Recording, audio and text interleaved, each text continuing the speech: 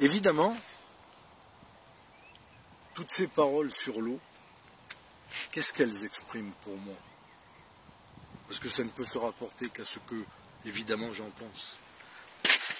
Je prends de la neige, agencée en flocons, qui eux-mêmes ne sont que des agencements de cristaux, absolument magnifiques. La sensation que j'éprouve en ayant ce bloc de neige dans ma main, indépendamment des réactions normales, physiologiques, comme le froid par exemple, c'est une sensation émotive. Je ressens une émotion. Et l'émotion, pour moi, c'est le contact avec le divin. Je pense que, au travers de l'eau,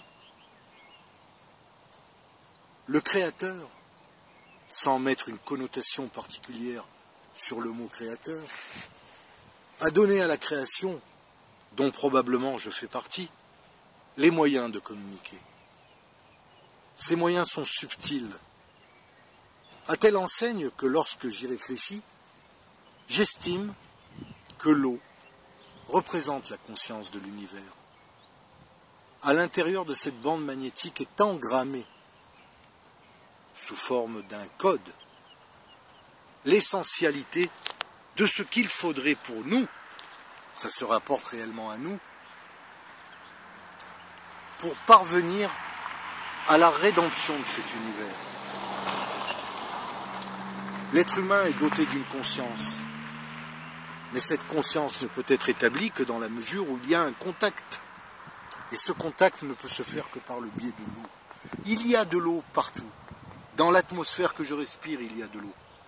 Dans ce bloc de neige, il y a de l'eau. Dans mon corps, il y a de l'eau. Il n'y a essentiellement que de l'eau. Un être humain est fait entre 99% et 60% d'eau, selon évidemment l'âge qu'il a.